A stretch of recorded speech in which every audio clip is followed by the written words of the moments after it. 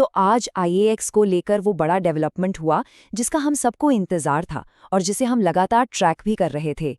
चलिए सीधे मुद्दे पर आते हैं और देखते हैं कि आज हुआ क्या है। सबसे पहले तो ये देखिए, आईएएक्स के स्टॉक में ये जबरदस्त तेजी। आज इसमें करीब करीब 13% का उछाल आया है। ये कोई छोटा मोटा उछाल नहीं है। ये जो अचानक तेजी आई है ना, ये साफ दिखाती है कि मार्केट ने, इन्वेस्टर्स ने, सबने मिलकर एक तरह से चैन की सांस ली है। तो सवाल ये है कि आखिर ये राहत आई कहाँ से? इतने दिनों से जो एक अनिश्चितता का माहौल था, उसके बाद स्टॉक में अचानक इतनी मजबूती क्यों आ गई? चलिए इसी को समझते हैं। देखिए, इस तेज उछाल की एक ही वजह है और वो है मार्केट कपलिंग केस में आया एक बड़ा मोड़। हम इस केस पर लगातार नजर बनाए हुए थे और आज इसमें एक अहम बात हुई। हुआ ये है कि मार्केट कपलिंग पर जो बड़ी सुनवाई आज होनी थी, वो हुई ही नहीं। उसे शुक्रवार तक के लिए टाल दिया गया है। लेकिन बात सिर्फ सुनवाई टलने की नहीं है, इसके साथ ही APTEL यानी अपेलेट ट्रिब्यूनल फॉर इलेक्ट्रिसिटी की तरफ से एक ऐसी बात कही गई है जिसने, आप कह सकते हैं कि पूरे गेम को ही बदल दिया है।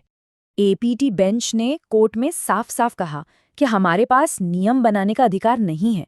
अब सुनने में ये सामान्य लगे, लेकिन इस केस के लिहाज से ये एक बहुत बहुत बड़ा बयान है।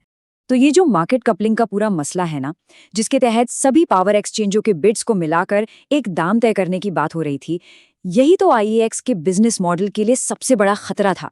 और अब APTEL ने इसी पर अपनी भूमिका साफ कर दी है। अब जरा इन दोनों में फर्क समझिए, ये बहुत जरूरी है। देखिए, APTEL एक अपीलीय निकाय है, मतलब आप वहां जाकर किसी फैसले के खिलाफ अपील कर सकते हैं। लेकिन नियम बनाने की असली ताकत CERC के पास है। तो APTEL ने ये कहकर कि नियम बनाना हमारा काम नहीं है, एक तरह से पूरी गेंद CERC के पाले में डाल दी है। तो अब क्या? अब सारी नजरें टिक गई हैं शुक्रवार पर। हाँ, आज के इस डेवलपमेंट से मामला थोड़ा शांत जरूर हुआ है, लेकिन यह अभी खत्म नहीं हुआ है, बिल्कुल भी नहीं। तो अगर हम आज की पूरी बात का निचोड़ निकालें, तो मार्केट कपलिंग का मुद्दा सिर्फ टला है, खत्म नहीं हुआ। आईएएक्स को एक बड़े रेगुलेटरी संकट से बस एक अस्थायी राहत मिली है और अब असली फैसले के लिए हमें शुक्रवार का इंतजार करना होगा। हमारी नज़र उस पर बनी रहेगी। और अब सबसे बड़ा सवाल यही है कि क्या शुक्रवार को आईएएक्स के भविष्य का फैसला हो जाएगा?